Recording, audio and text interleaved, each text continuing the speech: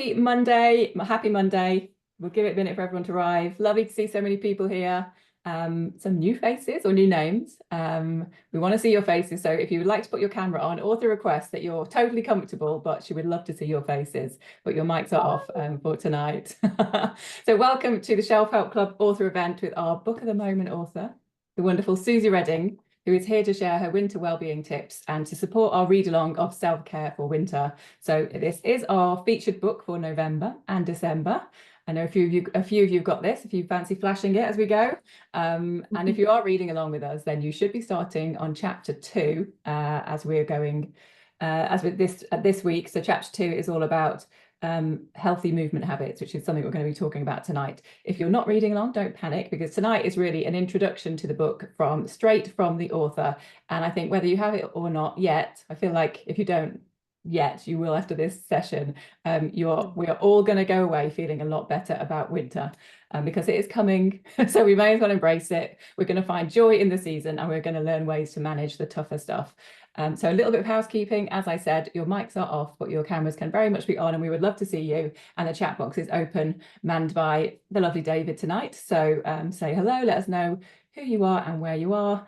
And tonight you may need something to write with, but you mostly we want you to be comfortable. We're going to be doing a bit of movement, and we're going to be talking about comfort. So just make sure you're comfortable, and that is probably the best way to let this wash over you. Just before we start, a reminder that the Shelf Help Club is the world's first dedicated self-help book club and platform, and we're all about celebrating self-help and working on ourselves and our mental health and emotional health. And really, I am here to support you to support yourself, which is exactly what we're going to do tonight and with this lovely book. So Suzy Reading, welcome, and thank you for being here. Oh, thank you, Tony. I always love being in your company, darling. And I'm going to slow down now. I feel like we need to be cozy and calm. And at the beginning, I always speak so quickly. So now I'm going to slow down my own language and chat as well. And I think that's going to be a nice way to kind of get into this. So I love the way, Suzy, that you use the term to winter like a verb. Mm-hmm. So I'm going to kick off by just asking you, how do you winter generally, and why do you not just go straight back to Australia, which is where you're originally from? I love it. Well, this is home now. I've got 2 homes, but you're right. This is a verb. We are wintering. I think the way that we winter varies with not just the seasons, but the different seasons of our lives. In this particular season of my life, I have a teenager. I have a 10-year-old. That changes the nature of things. When I had really little ones, it was different again. But for me right now, wintering means I try and get the bulk of my socializing done before sun goes down, because I find it really hard to get out. And probably this is the only thing that would like literally help me leave the house at this time. So wintering means it's a different pace. It's a totally different pace. There's an opportunity to turn inwards. We're thinking about, what do we need? What have we just weathered? What do we need to sustain us through the months ahead? But in terms of the nuts and bolts, like I said, it's trying to socialize over brunches, getting together with friends, maybe to see a film. If I have to go out, I want to go and see a film so I can just kind of snuggle in. I just feel like my brain switches off early. And if I have some brain fades this evening, I know you guys will be very gentle with me. I'm here, I'm present. And it also means I need to be a little bit more diligent with my commitment to movement, because in terms of mood, that diminished access to sunlight, the cold temperatures, I really feel it. And I know a lot of people do. So it's just making sure that I have lots of different movement tonics at my fingertips reach so that I can keep myself moving even when energy is low and motivation is 0. So I'm really pleased that we're going to take a look at that tonight. Yeah. Well, last week, actually, in our session, I shared your 7 well-being tips, which we'll go through tonight. Like have an overview. And I said, which one of these do people feel like they need the most in winter? And movement was by far the most common, but also the one that we also find the hardest. So we know we need it, and we also find it the hardest. So that's why it's going to be brilliant to share those tonight. Absolutely.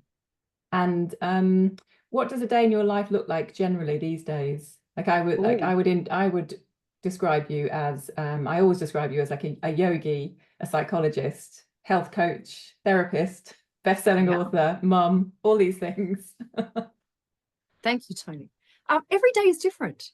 Every day is different. But um, professionally, my time is divided between corporate talks, counseling sessions, coaching sessions, mentoring sessions. And I'm also knee deep in writing the next book, which is a very different beast. I've nearly 100,000 words. I mean, this is a very different proposition. I wrote this in a matter of 2 months. Yeah. But I've been working on this next one for the whole year. But so interspersed with that, I start my day once I've got the kids ferried off. I go for a walk along the canal if I can. At the moment, it is definitely a walk. That used to be a bit of a plod, but my perimenopausal joints have said, no, you shall walk. So I am listening to that. I go for a walk, then I tap at my keyboard, I get some writing done, or I do my Zoom coaching. And then do you know what? I quite often go for another walk in the afternoon.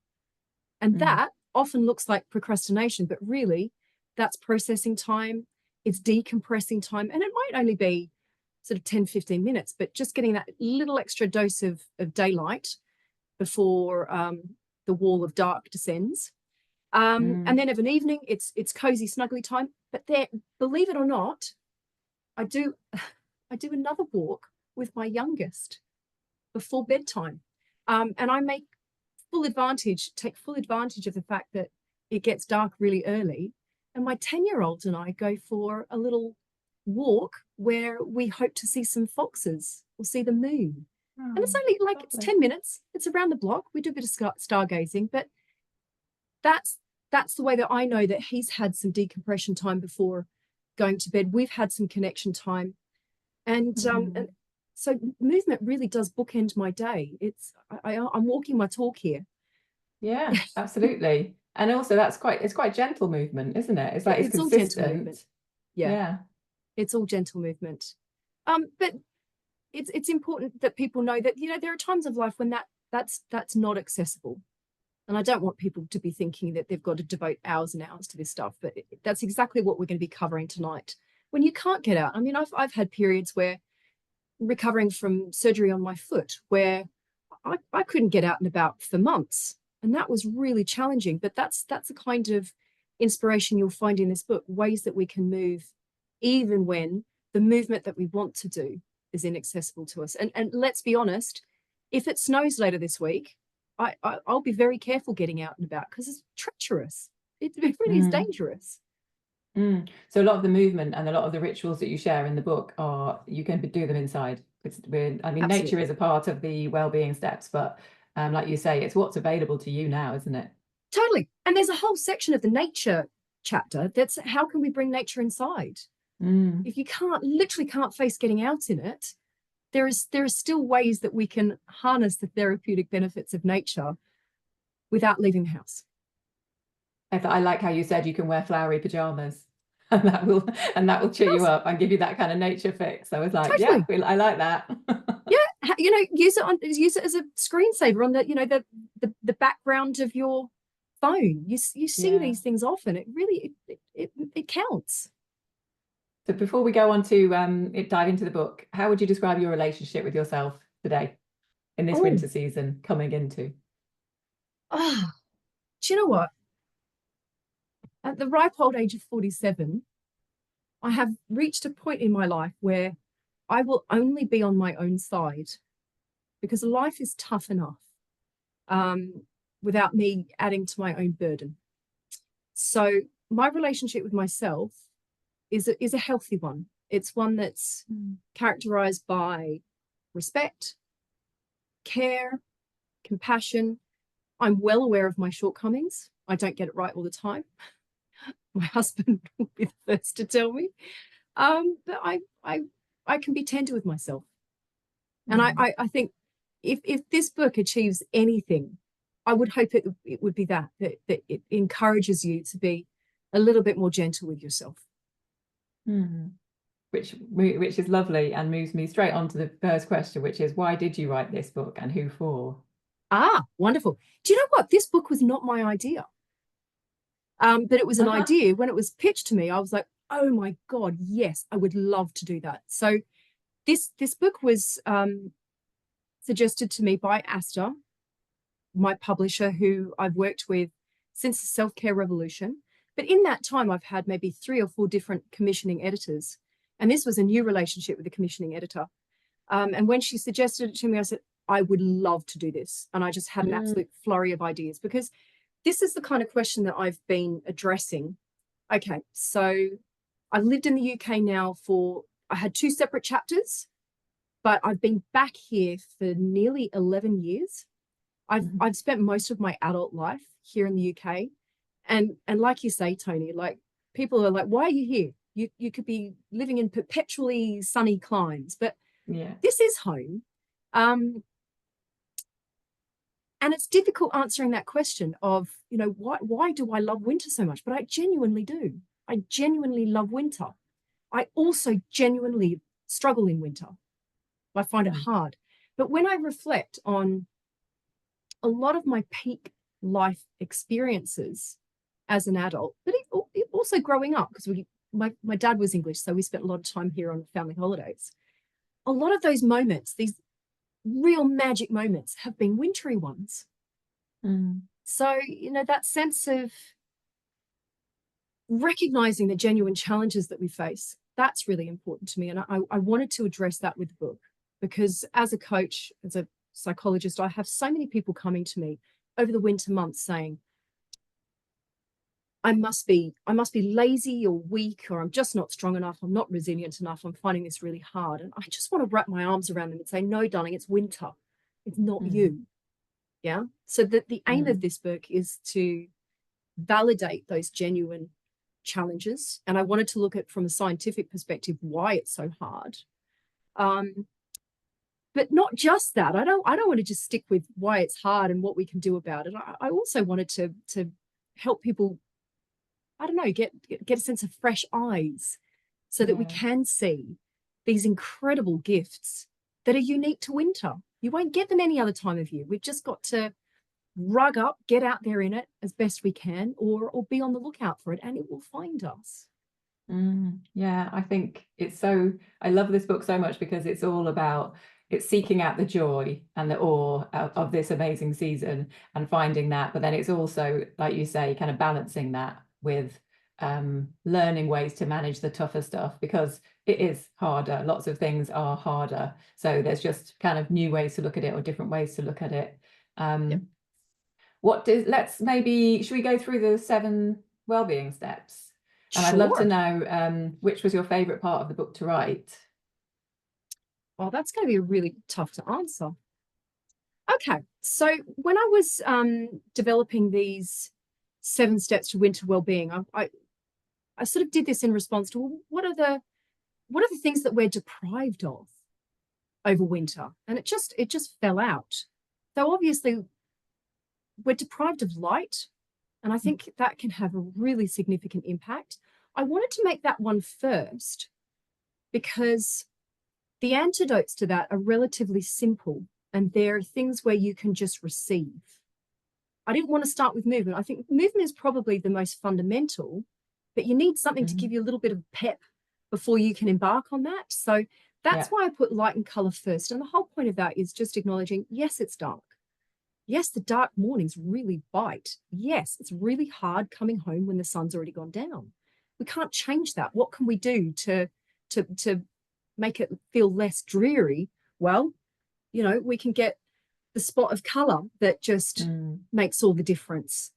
We can have a layer of lighting. This is where, please don't just use fairy lights for Christmas. I've got fairy lights up in my interior already. I have them draped on top of the bookcase, so that what we need is that layering of light. So it's not just having the harsh overhead light on. Have lamps around the place. Have candles. Yeah, that Bringing can it really make a indoors. difference. And have a seasonality in your home interiors. Even like, I will choose brightly colored nails, because every time I look at my hands, I am alive. It's okay. All right. Little simple things like that. So that's Yeah. light and color. And then we've got the Can we healthy just movement. acknowledge before we move on, can we just acknowledge that Cheryl has her Christmas tree up, I think, and her Oh, fairy lights already. we do Can what you we need to see? do. We do what we need to do. Amazing. Yeah. Bright accents here and there. Wear bright colors. I can't tell you, Yeah. when I go for my ore walks, quite often the source of ore are the colors of dog jackets. I went for a walk yesterday. There was the cutest little sausage dog wearing this lime green little jacket. And it honestly, it made me laugh out loud. You know, we find these little pops of color anywhere. And honestly, when Yeah. you're on the lookout for it, you will see it more and more. Yeah. Lovely. Thank you. Okay, next step, then we've got healthy movement. Now we're going to take a much deeper look at that tonight, so I won't go too much into that. But if anyone's sort of feeling like, oh my God, she's going to tell me I have to go to the gym or go and do a HIIT class, that is not what this is about. This is just, it's not about exercise. It's not about sport necessarily. It's just about keeping our bodies moving, because really we want to honor the impulse to hibernate, but don't stagnate, because it's not just that movement has a potent antidepressant effect.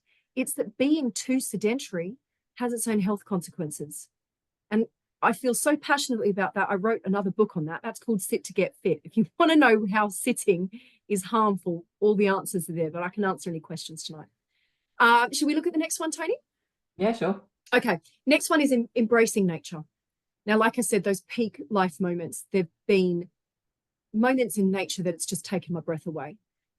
Can I just share a couple of those now, just to whet people's appetite? Yeah. So when I was writing this book, I became aware of the starling murmurations.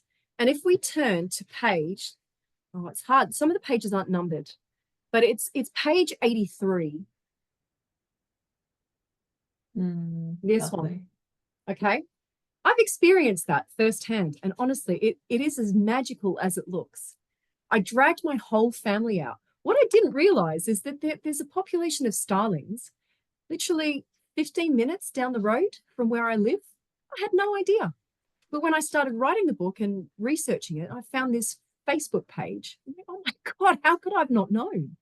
But I mean, it was just watching this shape of birds just morph and change. It was just absolutely breathtaking. So there was that.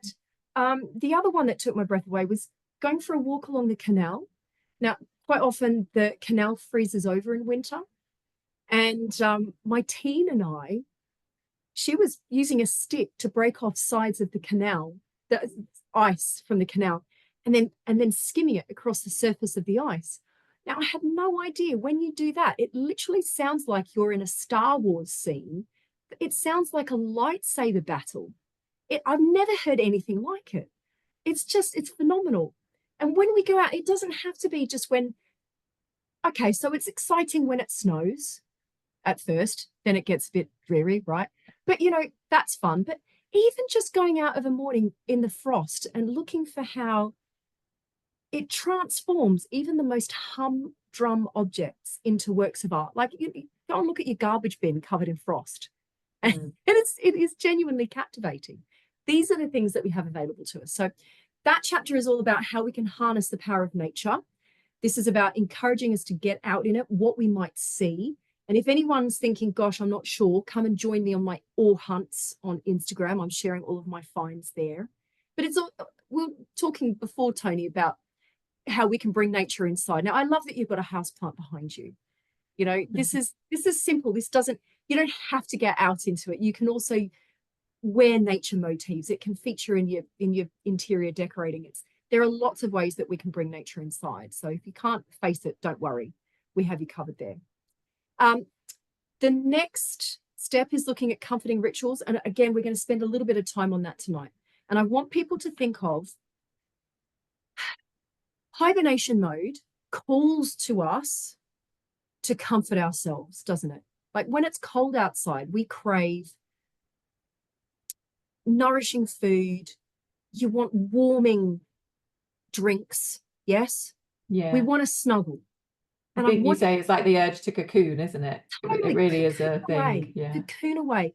But I just want to highlight that we want to comfort ourselves, but let's look at how we're comforting ourselves and making sure that you're meeting your needs in this moment without burdening tomorrow's self.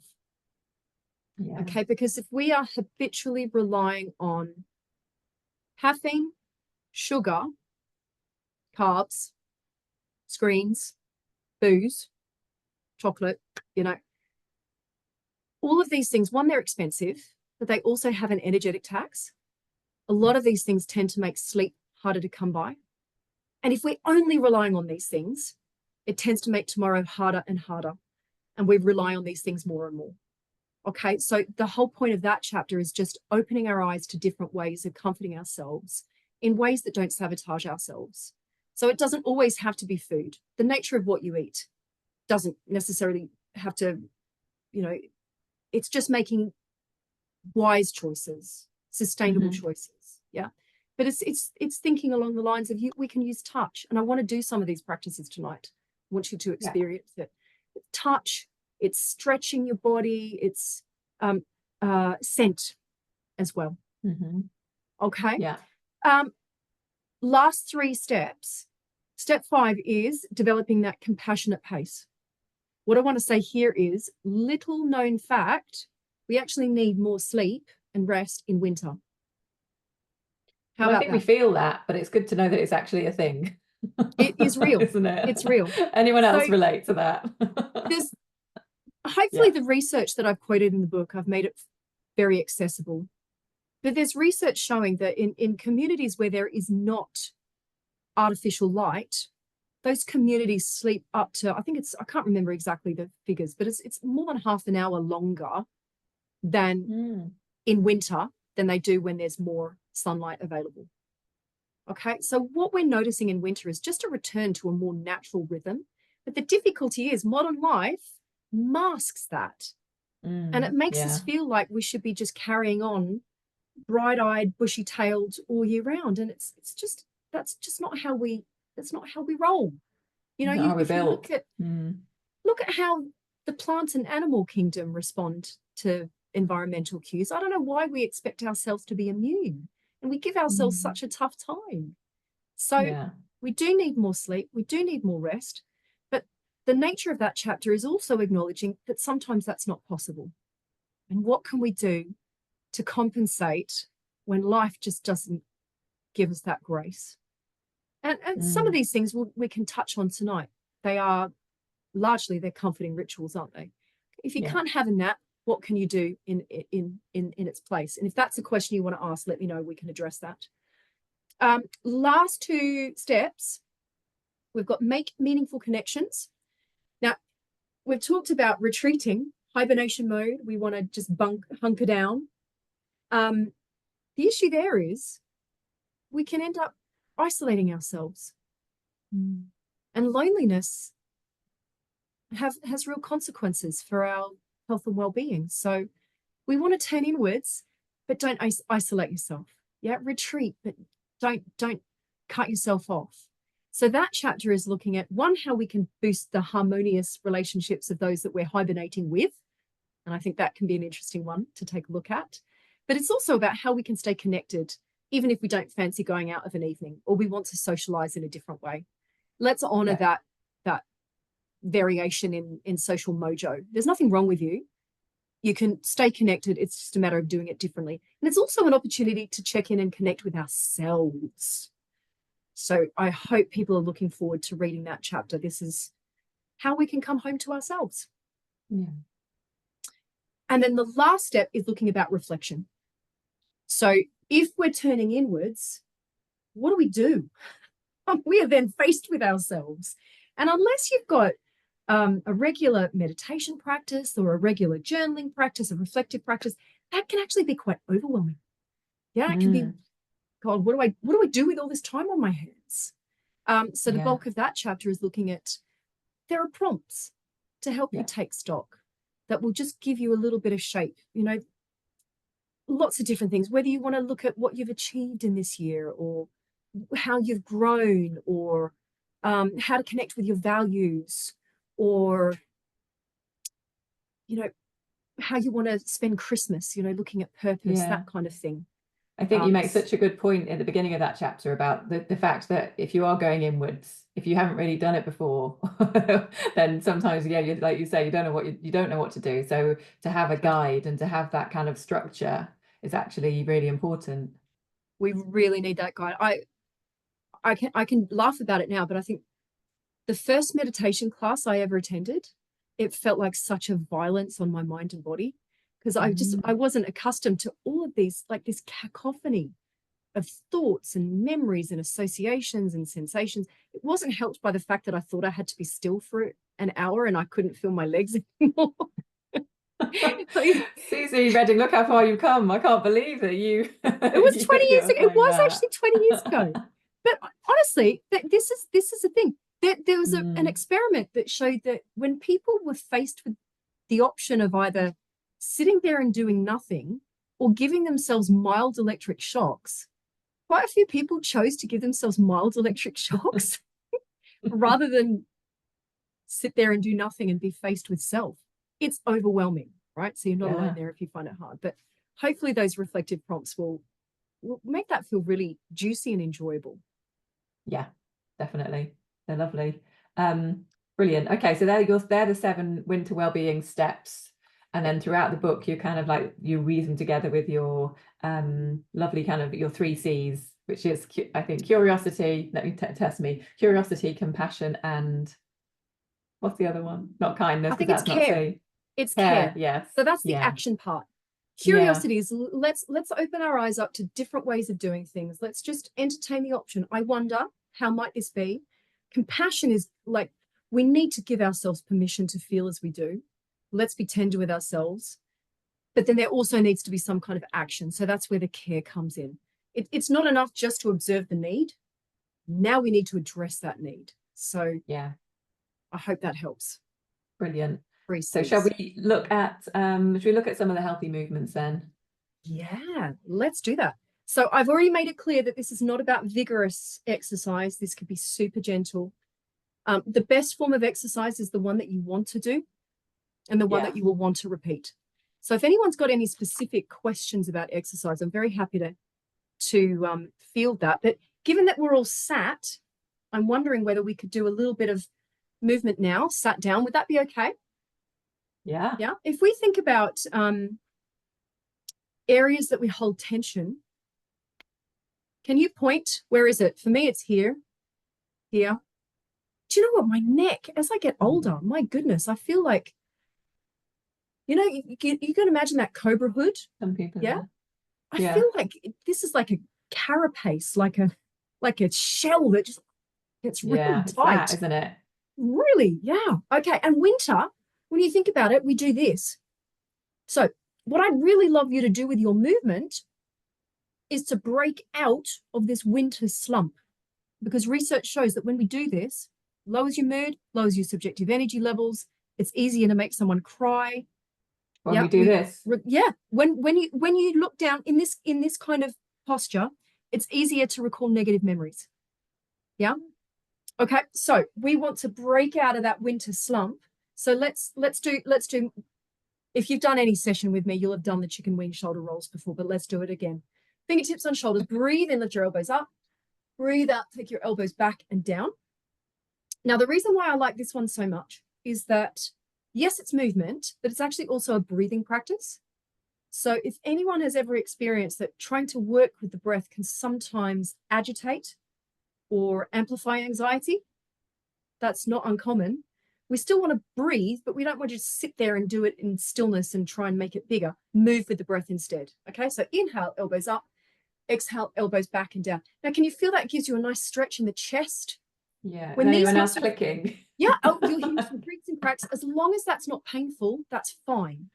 And if it is painful, that is a sign that you need to go and see your osteopath or your physio. Please don't delay. Sometimes it can take months to actually be seen.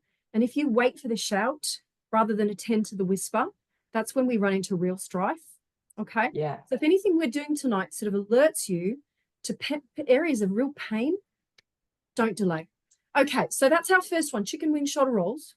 Okay. I want to do one that's a little bit more about the neck. Can we make this called the shrug and sigh? Can you make a fist for me? We're going to get the whole arm involved. Get the biceps involved. Yeah. Okay. Now squeeze your shoulders up to your ears. And if you're willing and game, can you squeeze all the muscles of your face? Take a deep breath in. Exhale with a sigh, let it go. Right, that's quite involved. Do you notice how much easier it is to relax after you've done that? Yeah. We should have done a little experiment. We should have checked in with our shoulders first. Right. Yeah. The fact is, it's really hard to relax in stillness.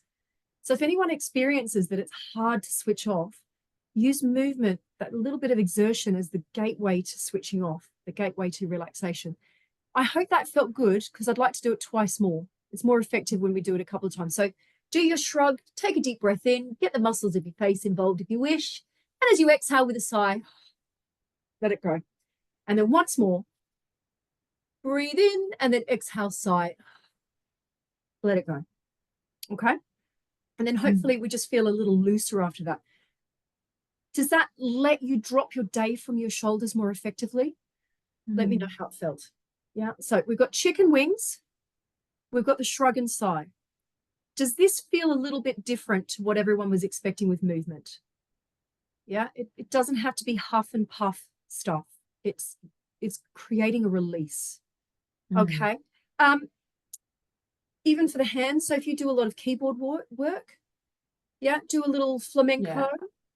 Do the other way around as well. I quite like this one. Shake it off, do a little Taylor Swift. Yeah. Let it leave the building. Now, this is not just a physical release. I want you to think of these movements as emotional catharsis, right? So, this is heavy. Flick it off. Whatever doesn't belong to you, let it leave the building. Yeah? Okay.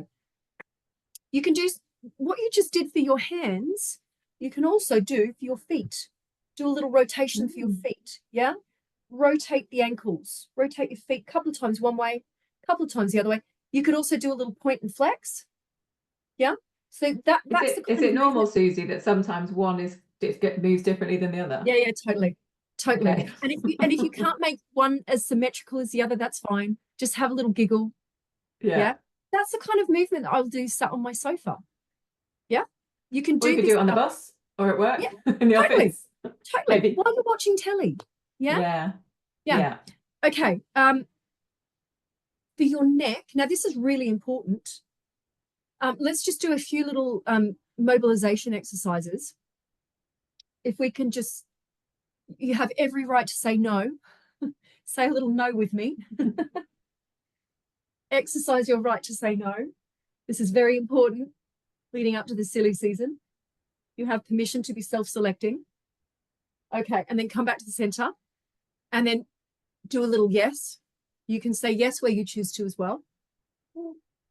Feel that. It's a choose. Okay. And again, you might be hearing lots of creaks and cracks and pops. Okay. Can we do a little side to side? A little side to side. The sides of the net might let you know that they're quite tight. It might help actually if you, I'm stretching my fingertips out. You can't see my hands, but that's what I'm doing with my fingertips. Straight down by.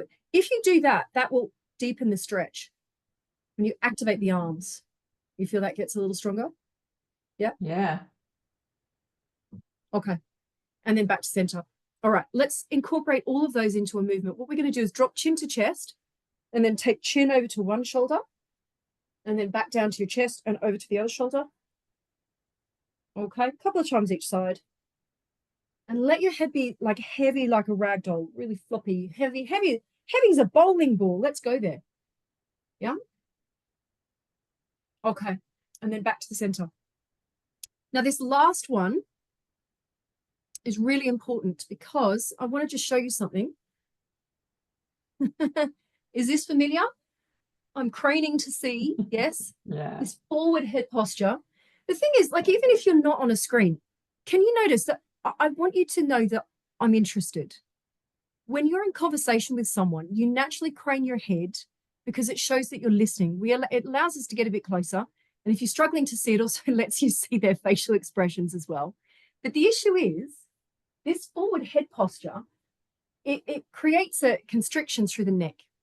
And the cranial nerves, which are your internal threat detection system, they run from your stomach through to the brain.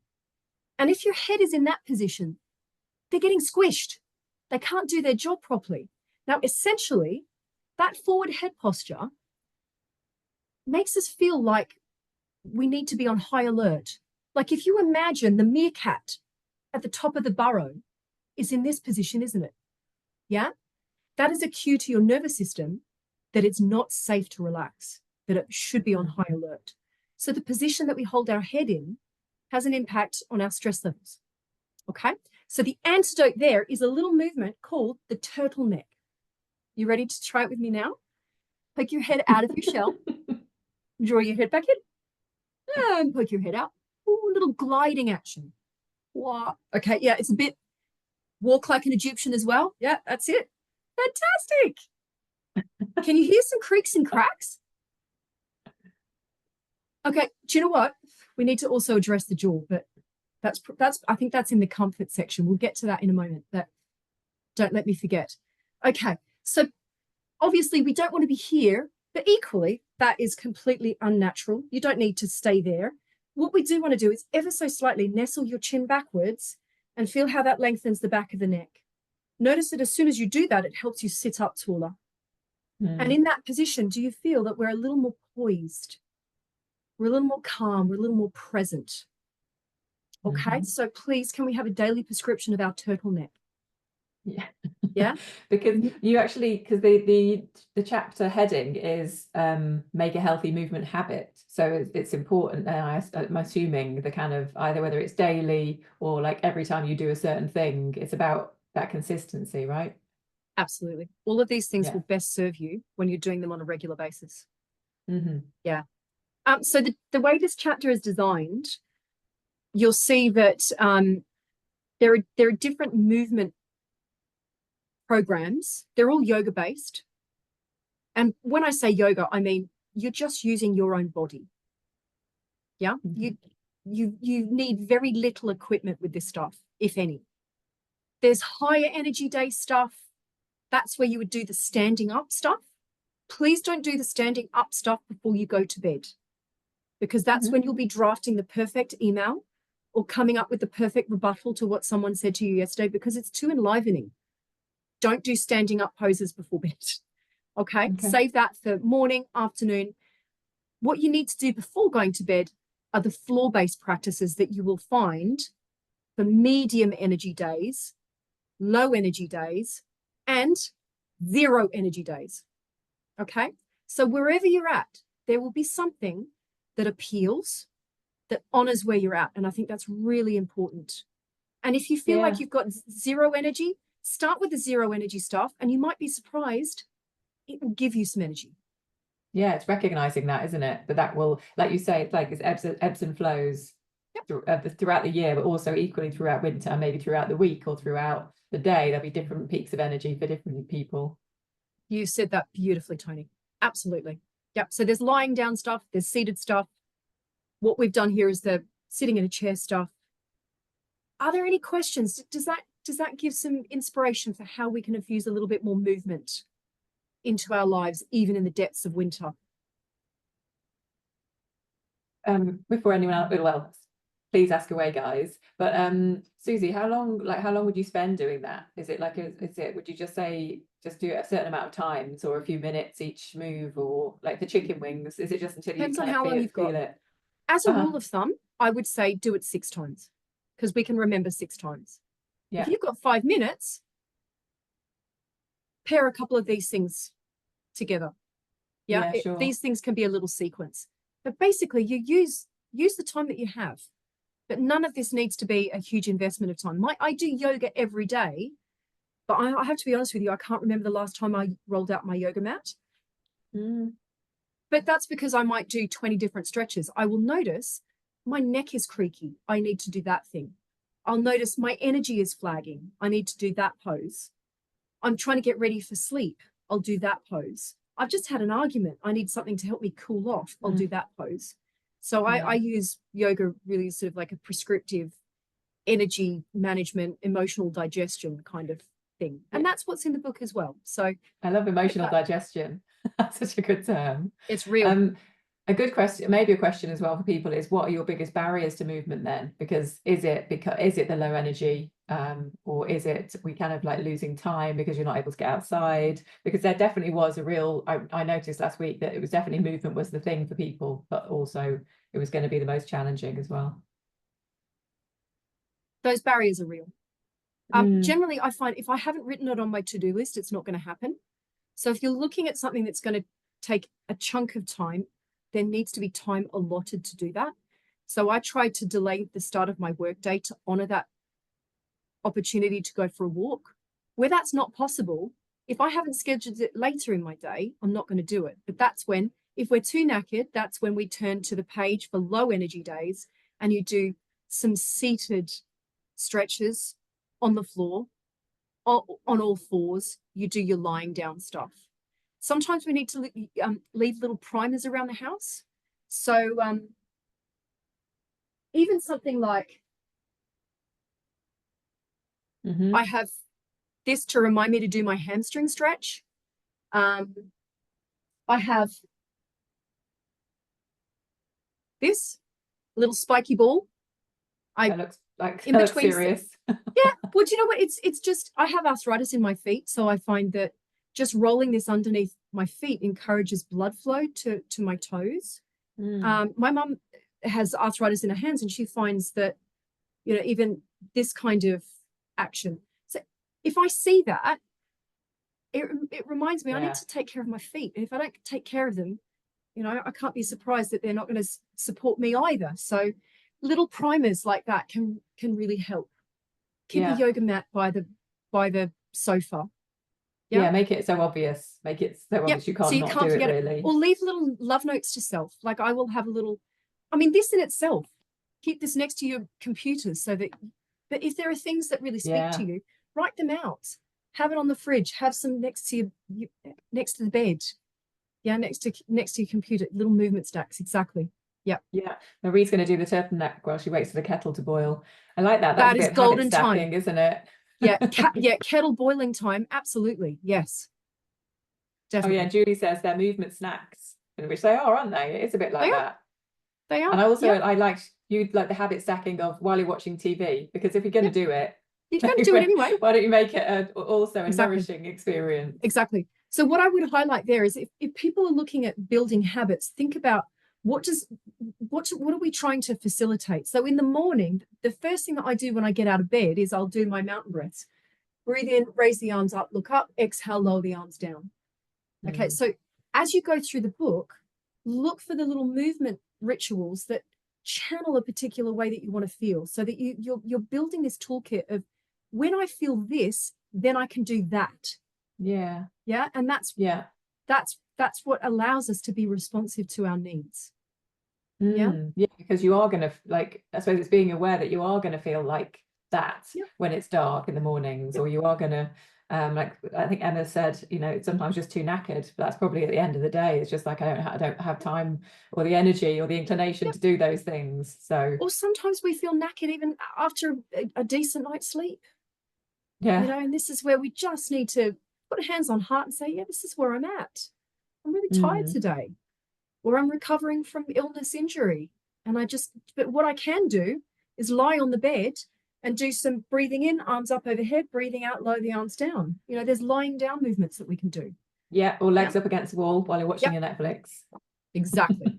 Exactly. And I want pictures of that, please, everybody. I look forward to that. Yeah. Should we talk about some savoring, some comforting rituals? Comfort. Yes, I'd love to talk about comfort. I think this is, you asked me what was my favorite to write. This is it. I just, if I can inspire a little bit of comfort, then I feel like it's a job well done. Okay. Probably my very favorite ritual is this one. Every time I take a drink of water, I will put my hands on my heart. Yeah. If you've got your cup of tea or your glass of water, I want you to just try. Can you feel how that really heightens the sensory experience of drinking? Yeah. And I love that if you think of the number of times in your day that you will take a drink, if you pair that with this gesture, we have an opportunity to extend kindness to ourselves 100 times. And I tell you what, the most beautiful things bloom from that tenderness. Yeah. Let's make it a little bit more of a ritual. So, okay, so you're not drinking water, you're not drinking anything. Just rub your hands together, create that warmth, and then tenderly place your hands on your heart.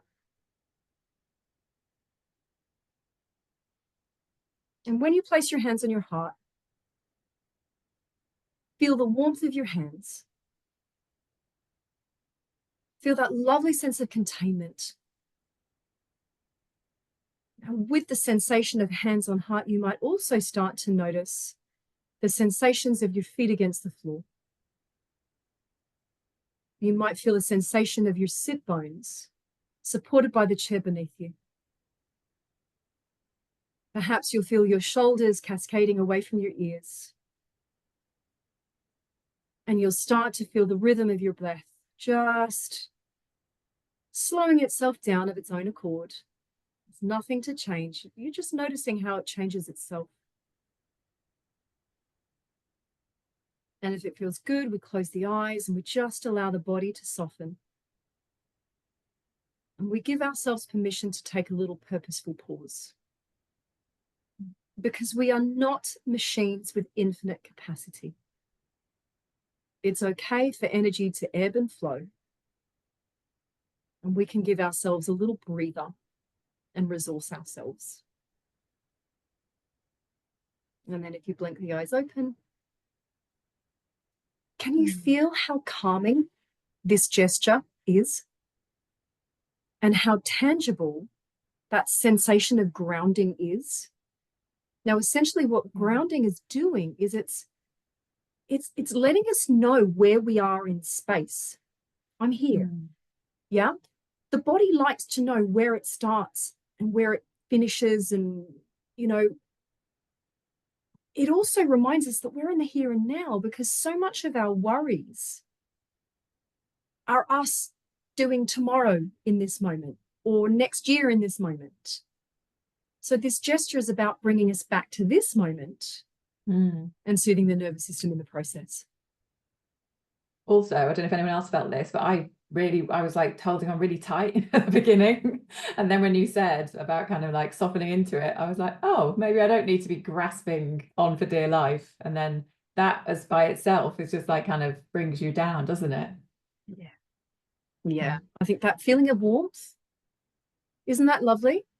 And honestly, I probably do this hundreds of times a day.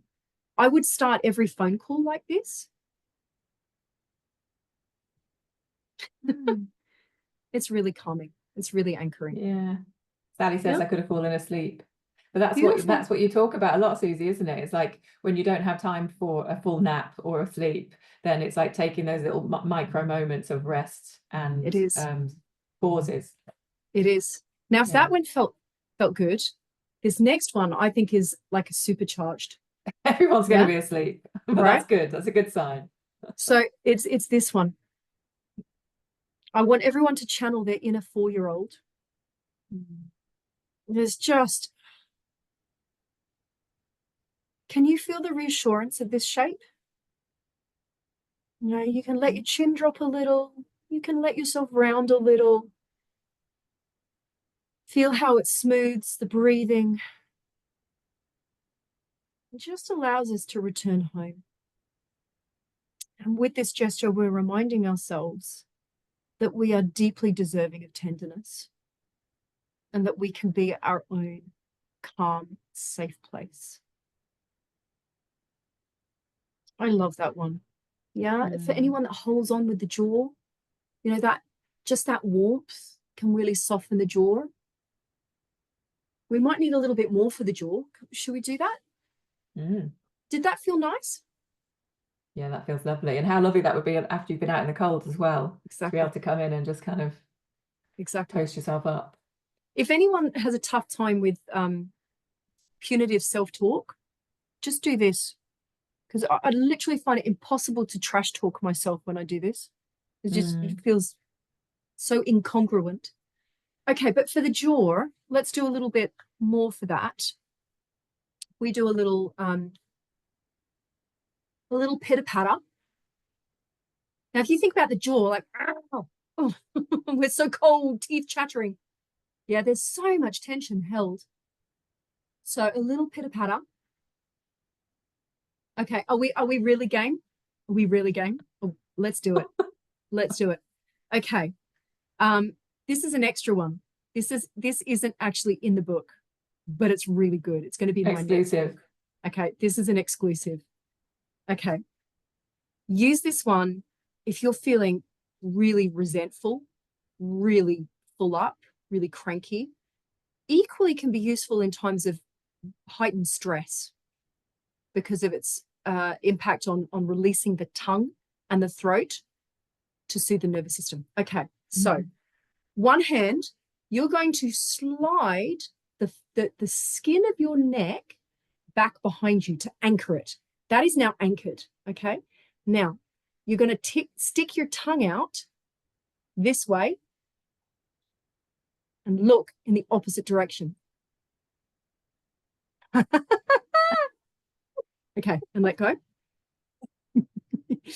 Okay. Is that really a thing, or you just want to? No, honestly, this is face yoga, but this is face yoga not for like, oh, I want a glamorous face. This is face yoga for emotional digestion. So let's do the same thing on the other side. Other hand, secure the flesh of the neck back behind us. Tongue is going to go this way, and eyes look in the opposite direction.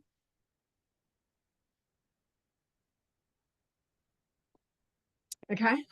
Can you feel how that really opens up the throat? Now, I teach this practice because I want to teach people how to advocate for themselves. And when we are, how hard is it to speak up on your behalf when we're clenching down? So that's a little extra. But so that's the kind of like freedom of like voice and throat and exactly. Yeah. Exactly. It's releasing the tongue, it's releasing the throat, the jaw. Do we feel a little lighter? Yeah? Okay. There's a whole section for the jaw in there. There's little movements that we can do that are really effective, like even it's beautiful. Quite common for people to hold stress here. I know. Yeah. Don't worry, everyone. You're not getting filmed. Just me and Suzy. You go round one way and then round the other way. Is that quite common for people to hold stress in their jaw then? Absolutely. Yeah? If you think about all those facial expressions that you haven't shown, all of the things that you haven't said, chomp down on our emotions. We bite down on our day just to muscle our way through. So those little releases can they look silly, but they can be very profound. I think that's the thing, isn't it? Looking silly or looking ugly or looking like, or doing like big movements like that's the opposite of what a lot of us do. So yeah, I can see how that'd be really powerful. Definitely. Definitely. There's all sorts of different, it doesn't always have to be touch or doing silly looking things. This is where we also turn to weighted blankets, scent. I've got a candle burning. That makes all the difference. Hand balms with scent that you love. Yeah, we can comfort ourselves in so many different ways. Breathing, that's another way that we can comfort ourselves. So I would suggest doing candle breath. That can be a really powerful one where we breathe in through the nose, out through pursed lips. So it looks and sounds like this.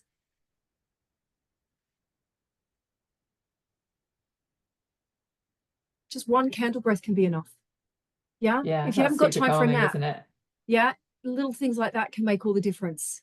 The reason that one works in particular is it's lengthening the exhalation. So that one's a really useful one towards the end of the day. If you're trying to close some mental tabs, prepare for sleep. There are lots of different breathing practices in the book when you get to that. And there's also ones that are paired with movement, because sometimes if you do experience anxiety, sometimes breathing on its own can be problematic. But we can use movement to circumvent that. Now, I did mention, Tony, we need some antidotes where If there isn't time for a nap, what can we do? Yeah. This one, again, it's a comforting ritual, but I popped it in the nap section because it's the perfect pick-me-up when you want to have a sleep and you can't. All right, you need to make fists, both hands. Now, imagine if we had two little goatee horns, they'd be somewhere around here. Okay, you're going to press the base of your thumb into your two imaginary goatee horns, and it doesn't matter. Like, there's no right or wrong here. Just press the base of your thumbs into your forehead. Let your eyes close. Ah, can you feel like this is like hitting the reboot button? It softens your eyes, it releases your jaw, it slows your rate of breathing down. Ah. And when you release that, can you feel it also? It lubricates our eyes a little bit. So that can be really useful for sensory overload, especially if we're doing a lot of screen time.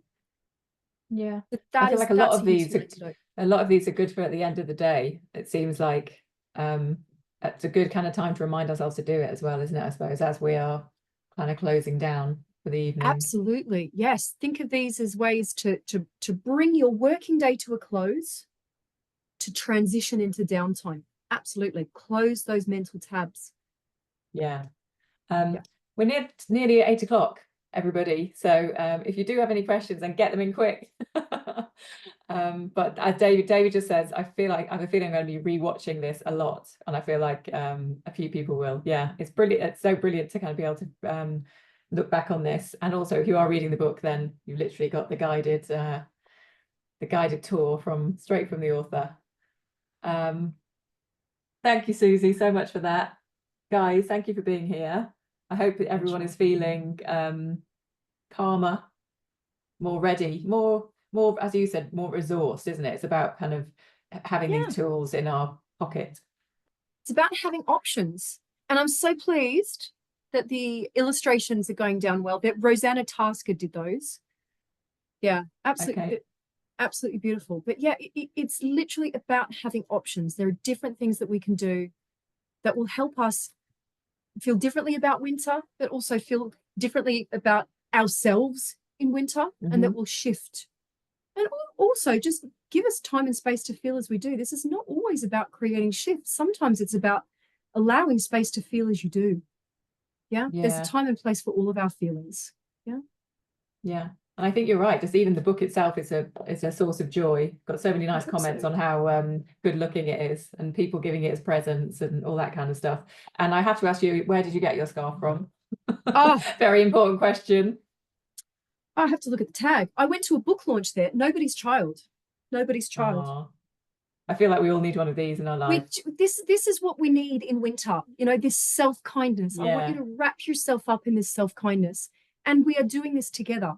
That whole concept of wintering together honestly makes all the difference. So I'm so pleased that I get to plug into this beautiful community. Thank you, Tony, for creating it. It means the world to all of us.